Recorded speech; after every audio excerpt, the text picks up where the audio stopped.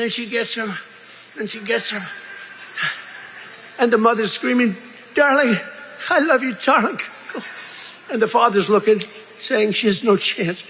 And she's like this, you see, the symbolism of his presidency, it wasn't just about race. It was also about the way you show up as a leader. You know, it's not just the color of our leaders, but the character of our leaders, and how they show up in the world, and the responsibility that they take to use their platforms in a mature, wise way. she's like this, you see.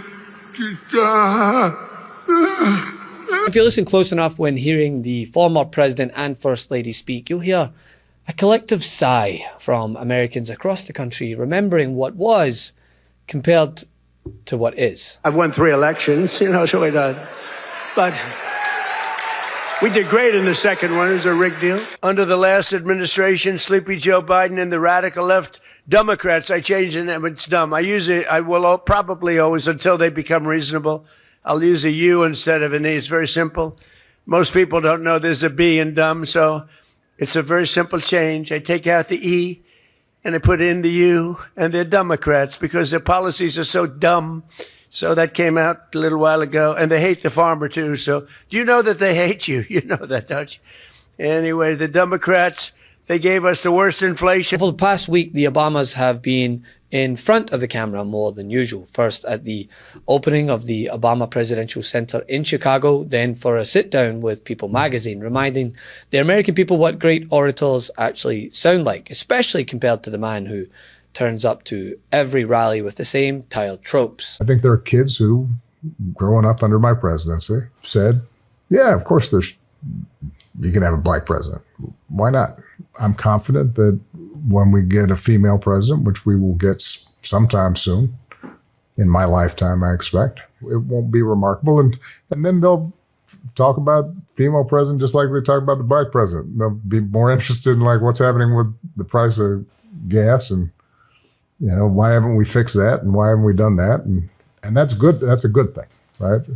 It becomes normalized. And that's, I think, what we want. And how they show up in the world, and the responsibility that they take to use their platforms in a mature, wise way. I think that what Barack offered this country was a mature president, you know, was a highly intelligent president, was a selfless president. And I think that the hope and the joy that people felt during that election and during our administration had as much to do with the character of this leader. I think we need to be reminded of that. And I think all of us, as we vote and we think about, you know, how we want to engage in this democracy, that it isn't just an us or them. It's not about color or religion. You know, it's about the core of the people who live in that house, because it's a powerful position. And I am so proud of how my husband showed up in that role, how he shows up every day. And I think he made this country proud in a very unique way. So hopefully we're reminded of that, not because of him, but who we want to see occupy that seat in the years to come. What kind of person we want to see in that role. Thanks. And akin to her speech at the opening of the Obama Center, Michelle Obama was able to speak to our current president's inability to lead without naming names, something that the former president also did while appearing on the All the Smoke podcast.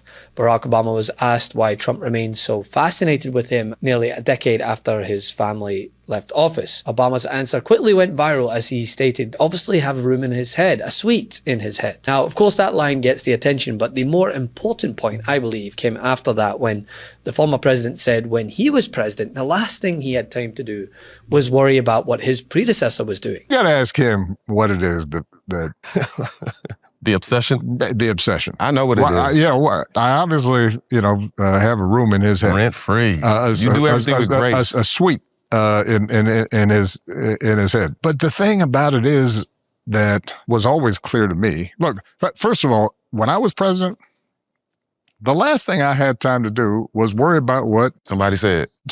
or what my predecessor did. Mm-hmm. They're gone. I've got work to do. You locked in. It's hard to describe if you're doing the job right. Mm-hmm. Every day you've got 5, 10 things that are real hard. And you have to be constantly focused. The idea that I'd be worrying about Came before. somebody who came before and me trying to measure, like, what's he done today?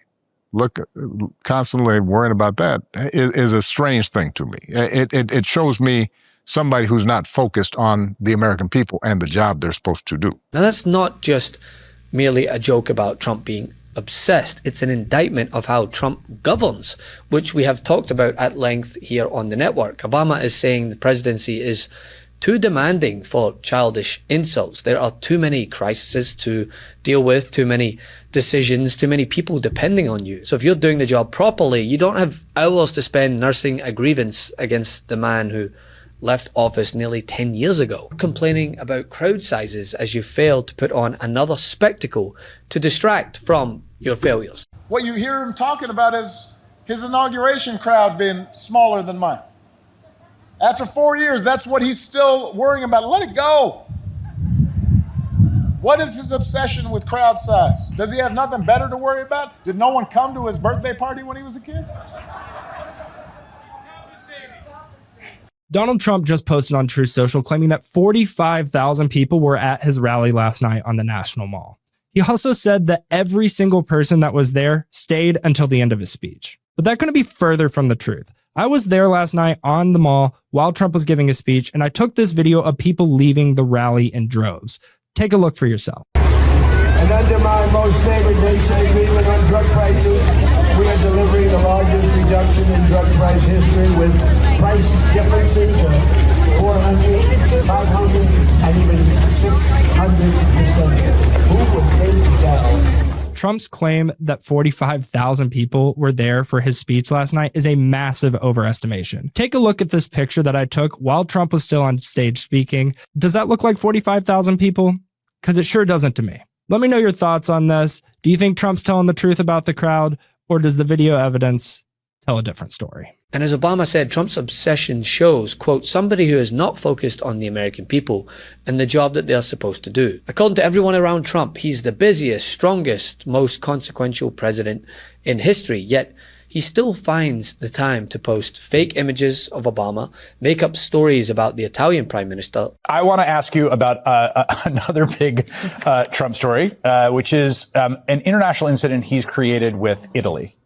With Giorgia Meloni. This is really fascinating. So I think the context of this, and maybe you can fill us in here, which is that at a certain point when his war that he did not inform allies was going to start or try to bring in started going very sideways because Iran controlled the Strait, he got very angry at the Europeans for not coming to rescue his hide, and that included the Italians. Is that basically the context here?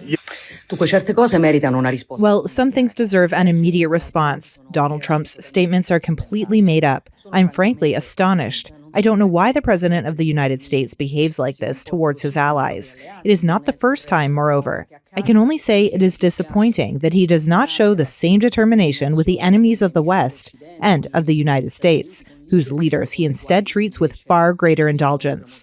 There is one thing he should remember.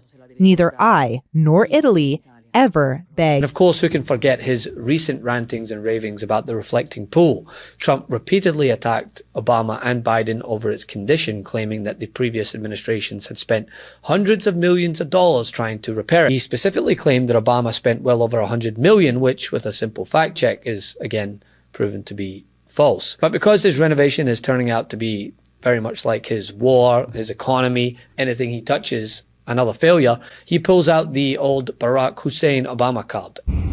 Look, I don't know whether or not that sediment or algae or whatever it is, I don't know why it's gathering like that, but it does look like, you know, maybe that's where the cut has been made, or there's something going on like around here where some sizable, I don't know why the sediment would gather there like that. Maybe, I'm not an expert, but... And now we have National Guard troops patrolling the area, fencing going up. I mean, the reflecting pool is almost too perfect as a metaphor, right? Trump wanted it to reflect him, his renovation, his taste, his triumph over Obama, but instead it reflected the reality of his presidency, a rushed project, a victory announcement before the work actually held up. And what do you know?